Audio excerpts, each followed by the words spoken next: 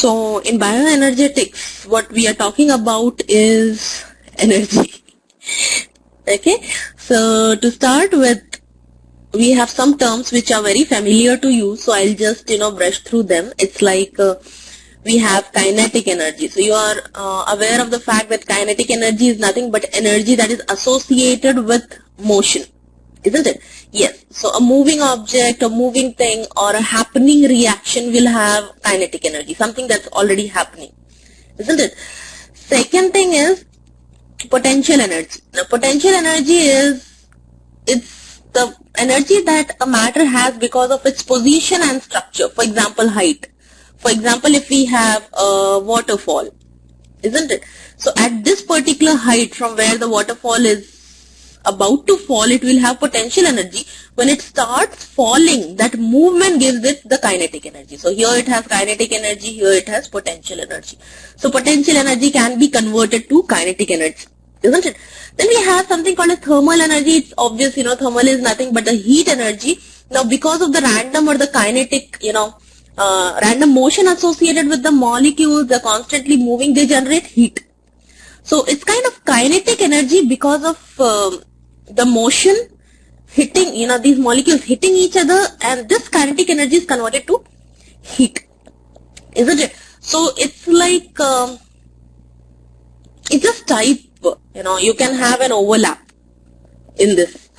Then we have chemical energy. Chemical is energy that is available for the release in chemical reactions. For example, some reactions, when they proceed, from the reactants to products, they release energy. That means the reactants had some extra energy that was released when they got converted into product, isn't it? So that was the energy stored in the reactants.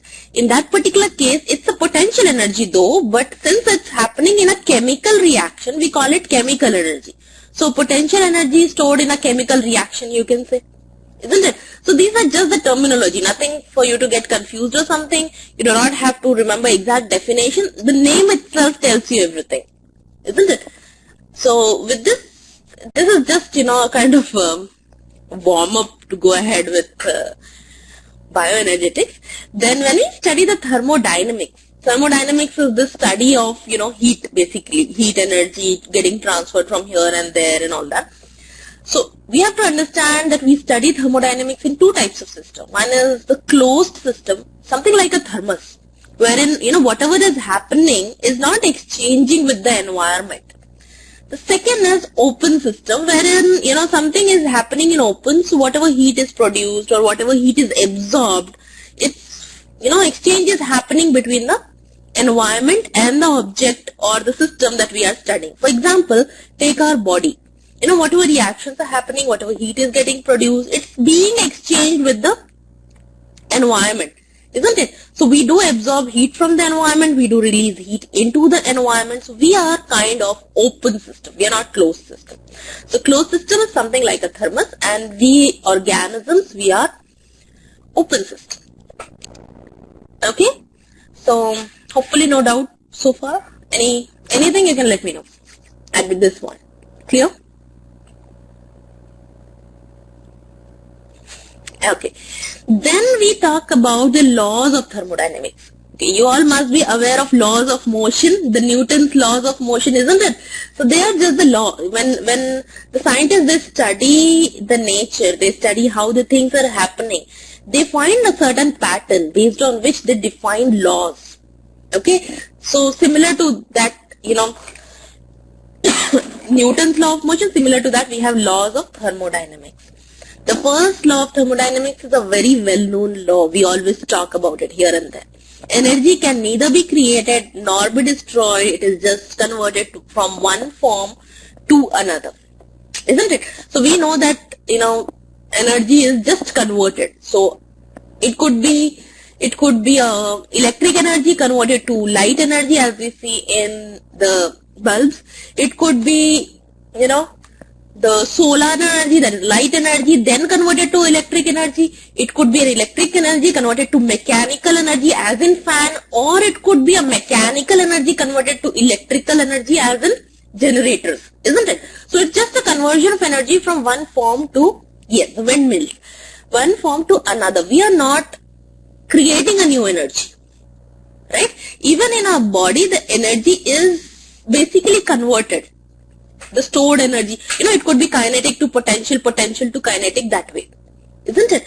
So all that is happening in that, but the problem is there is, whenever there is a conversion takes place, okay, for example, we have conversion of electric to light energy when we light a bulb, isn't it? But there is a lot of loss of energy in the environment. For example, we converting from electric to light energy, there is a lot of heat that is lost in the surrounding. Okay, so that's one more addition in the first law of thermodynamics. So we can say energy is constant. Okay, it is converted from one form to another. But during the change in the form, some of the useful energy is lost during the procedure.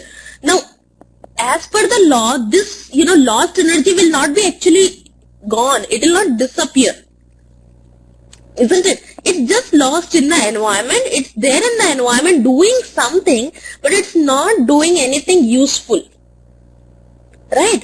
Now, this law, you got this law. Now, we'll move on to the second law of thermodynamics. Okay? The second law of thermodynamics, this one is something which we don't usually use. So, just get this point over here.